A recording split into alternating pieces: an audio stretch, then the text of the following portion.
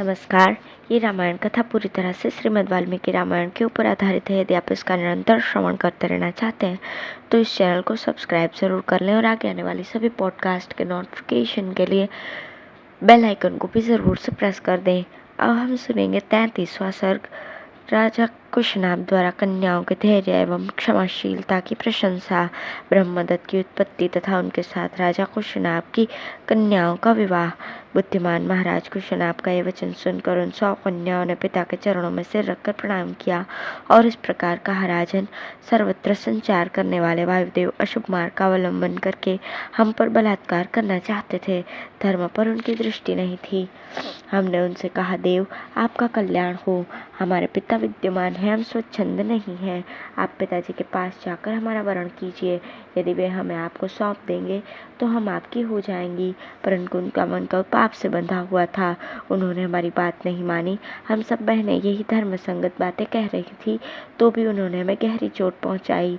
बिना अपराध के ही हमें पीड़ा दी।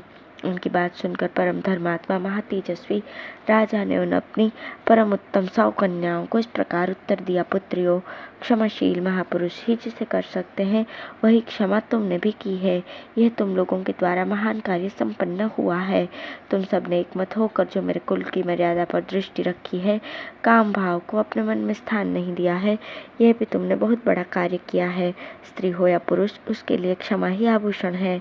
पुत्रियों, तुम सब लोगों में समान रूप से जैसी क्षमा या सहिष्णुता है, वो विशेषतः देवताओं के लिए भी दुष्कर ही है। क्षमा दान है, क्षमा सत्य है, क्षमा यज्ञ है, क्षमा यश है और क्षमा धर्म है। क्षमा पर भी ये संपूर्ण जगत टिका हुआ है। श्री राम, देवतुल्य पराक्रमी राजा कुशनाभ ने कन्याओं से ऐसा कहकर उन्हें अंतःपुर में जाने की आज्ञा दे दी और मंत्रणा के तत्व को जानने वाले उन नरेश ने स्वयं मंत्रियों के साथ बैठकर कन्याओं के विवाह के विषय में विचार आरंभ किया। विचारणीय विषय ये भी था कि किस देश में किस समय और किस सुयोग्य वर के साथ उनका विवाह किया जाए। उन्हीं दिनों चूली नाम से प्रसिद्ध एक महातेजस्वी सदाचारी एवं ऊर्ध्वरेता नैष्ठिक ब्रह्मचारी मुनि वेदोक्त तप का अनुष्ठान कर रहे थे। श्री राम, तुम्हारा भला हो। उस समय एक गंधर्व कुमारी वहां रहकर उन तपस्वी मुनि की उपासना करती थी। उसका नाम था सोमदा। वो उर्मिला की पुत्री थी। वो प्रतिदिन मुनि को प्रणाम करके उनकी सेवा में लगी रहती थी तथा धर्म में स्थित रहकर समय समय पर सेवा के लिए उपस्थित होती थी। इससे उसके ऊपर वे गौरवशाली मुनि बहुत संतुष्ट हुए। शुभ समय आने पर चूली ने उस गंधर्व कन्या से कहा, सुबह, तुम्हारा कल्याण हो। मैं तुम पर बहुत संतुष्ट हूँ। बोलो, तुम्हारा कौन सा प्रिय कार्य सिद्ध करूँ। मुनि को संतुष्ट जानकर गंधर्व कन्या बहुत प्रसन्न हुई। वो बोलने की कला जानती थी। उसने वाणी के मर्मज्ञ मुनि से मधुर स्वर में इस प्रकार कहा, आप ब्राह्मी संपत्ति से संपन्न होकर ब्रह्म स्वरूप हो गए हैं, अतएव आप महान तपस्वी हैं। मैं आपसे ब्रह्म तप से युक्त धर्मात्मा पुत्र प्राप्त करना चाहती हूँ। मुने, आपका भला हो। मेरे कोई पति नहीं है। मैं न तो किसी की पत्नी हुई हूँ और न आगे होंगी। आपकी सेवा में आई हूँ। आप अपने ब्रह्म बल से मुझे पुत्र प्रदान करें। उस गंधर्व कन्या की सेवा से संतुष्ट हुए ब्रह्मर्षि चूली ने उस परम उत्तम ब्रह्म तप से संपन्न पुत्र प्रदान किया। वो उनके मानसिक संकल्प से प्रकट हुआ है, अर्थात वो मानस पुत्र था। उसका नाम ब्रह्मदत्त हुआ। कुशनाभ के यहाँ जब कन्याओं के विवाह का विचार चल रहा था, उस समय राजा ब्रह्मदत्त उत्तम लक्ष्मी से संपन्न होकर कामपिल्या नामक नगरी में उसी प्रकार निवास करते थे जैसे स्वर्ग की अमरावतीपुरी में देवराज इंद्र। श्री राम, तब परम धर्मात्मा राजा कुशनाभ ने ब्रह्मदत्त के साथ अपनी 100 कन्याओं को ब्याह देने का निश्चय किया। महातेजस्वी भोपाल राजा कुशनाभ ने ब्रह्मदत्त को बुलाकर अत्यंत प्रसन्नचित्त से उन्हें अपनी 100 कन्याएं सौंप दी। रघुनंदन, उस समय देवराज इंद्र के समान तेजस्वी पृथ्वीपति ब्रह्मदत्त ने क्रमशः उन सभी कन्याओं का पाणी ग्रहण किया। विवाह काल में उन कन्याओं के हाथों का ब्रह्मदत्त के हाथ से स्पर्श होते ही वे सब की सब कन्याएं कुब्जत्व दोष से रहित, निरोग तथा उत्तम शोभा से संपन्न प्रतीत होने लगी। वातरोग के रूप में आए हुए वायुदेव ने उन कन्याओं को छोड़ दिया। ये देख पृथ्वीपति राजा कुशनाभ बड़े प्रसन्न हुए और बारंबार हर्ष का अनुभव करने लगे। भोपाल राजा ब्रह्मदत्त का विवाह कार्य संपन्न हो जाने पर महाराज कुशनाभ ने उन्हें पत्नियों तथा पुरोहितों सहित आदरपूर्वक विदा किया। गंधर्वी सोमदा ने अपने पुत्र को तथा उसके योग्य विवाह संबंध को देखकर अपने पुत्र वधुओं का यथोचित रूप से अभिनंदन किया।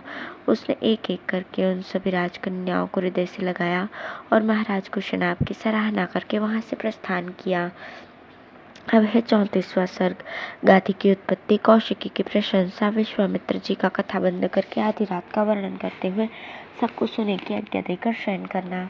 रघुनंदन, विवाह करके जब राजा ब्रह्मदत्त चले गए तब पुत्रहीन महाराज कुशनाभ ने श्रेष्ठ पुत्र की प्राप्ति के लिए पुत्रेष्टि यज्ञ का अनुष्ठान किया।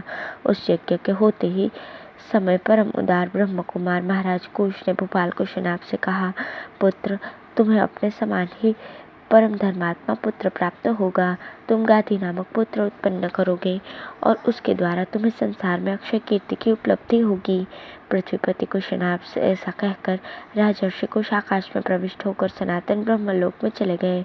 कुछ काल के पश्चात बुद्धिमान राजा कुशनाभ के यहाँ परम धर्मात्मा गाधी नामक पुत्र का जन्म हुआ। ककुत्स्थ कुलभूषण रघुनंदन, वे परम धर्मात्मा राजा गाधी मेरे पिता थे। मैं कुश के कुल में उत्पन्न होने के कारण कौशिक कहलाता हूँ। मेरे एक ज्येष्ठ बहन भी थी जो उत्तम व्रत का पालन करने वाली थी। उसका नाम सत्यवती था। वो रुचिक मुनि को ब्याही गई थी। अपने पति का अनुसरण करने वाली सत्यवती शरीर सहित स्वर्गलोक को चली गई थी। वही परम उदार महानदी कौशिकी के रूप में प्रकट होकर इस भूतल पर प्रवाहित होती है। मेरी वो बहन जगत के हित के लिए हिमालय का आश्रय लेकर नदी रूप में प्रवाहित हुई। वो पुण्य सलीला दिव्य नदी बड़ी रमणीय है। मेरा अपनी बहन कौशिकी के प्रति बहुत स्नेह है, अतः मैं हिमालय के निकट उसी के तट पर नियम पूर्वक बड़े सुख से निवास करता हूँ। पुण्यमयी सत्यवती सत्य धर्म में प्रतिष्ठित है। वो परम सौभाग्यशालिनी पतिव्रता देवी यहाँ सरिताओं में श्रेष्ठ कौशिकी के रूप में विद्यमान है। मैं यज्ञ संबंधी नियम की सिद्धि के लिए अपनी बहन का सानिध्य छोड़कर सिद्धाश्रम में आया था। सिद्धाश्रम अर्थात यहाँ बक्सर का उल्लेख किया गया है। अब तुम्हारे तेज से मुझे वो सिद्धि प्राप्त हो गई है। महाबाहु श्री राम, तुमने मुझसे जो पूछा था उसके उत्तर में मैंने तुम्हें सोनभद्र तटवर्ती देश का परिचय देते हुए ये अपनी तथा अपने कुल की उत्पत्ति बताई है। काकुत्स, मेरे कथा कहते कहते आधी रात बीत गई। अब थोड़ी देर निद्रा ले लो, तुम्हारा कल्याण हो। मैं चाहता हूँ कि अधिक जागरण के कारण हमारी यात्रा में विघ्न न पड़े। सारे वृक्ष निष्कंपन जान पड़ते हैं, इनका एक पत्ता भी नहीं हिलता है। पशु पक्षी अपने अपने वास स्थान में छिपकर बसेरे लेते हैं। रात्रि के अंधकार से संपूर्ण दिशाएं व्याप्त हो रही हैं। धीरे धीरे संध्या दूर चली गई। नक्षत्रों तथा ताराओं से भरा हुआ आकाश शास्त्रों ज्योतिर्मय नेत्रों से व्याप्त सा होकर प्रकाशित हो रहा है। संपूर्ण लोक का अंधकार दूर करने वाले शीतरश्मि चंद्रमा अपनी प्रभा से जगत के प्राणियों को आह्लाद प्रदान करते हुए उदित हो रहे हैं। रात्रि में विचरने वाले समस्त प्राणी, यक्ष, राक्षसों के समुदाय तथा भयंकर पिशाच इधर उधर विचर रहे हैं। ऐसा कहकर महातेजस्वी महामुनि विश्वामित्र चुप हो गए। उस समय सभी मुनियों ने साधुवाद देकर विश्वामित्र जी की बुरी बुरी प्रशंसा की। कुछ पुत्रों का यह वंश सदा ही महान धर्मपरायण रहा है। कुशवंशी महात्मा श्रेष्ठ मानव ब्रह्मा जी के समान तेजस्वी हुए हैं। महायशस्वी विश्वामित्र जी अपने वंश में सबसे बड़े महात्मा आप ही हैं तथा सरिताओं में श्रेष्ठ कौशिकी भी आपके कुल की कीर्ति को प्रकाशित करने वाली है। इस प्रकार आनंद मग्न हुए उन मुनिवरों द्वारा प्रशंसित श्रीमान कौशिक मुनि अस्त हुए सूर्य की भांति निद्रा लेने लगे। वो कथा सुनकर लक्ष्मण सहित श्री राम को भी कुछ विस्मय हो आया। वे भी मुनि श्रेष्ठ विश्वामित्र की सराहना करके नींद लेने लगे। इस प्रकार श्री वाल्मीकि निर्मित आर्ष रामायण आदि काव्य के बालकांड में 34वां सर्ग पूर्ण हुआ। धन्यवाद।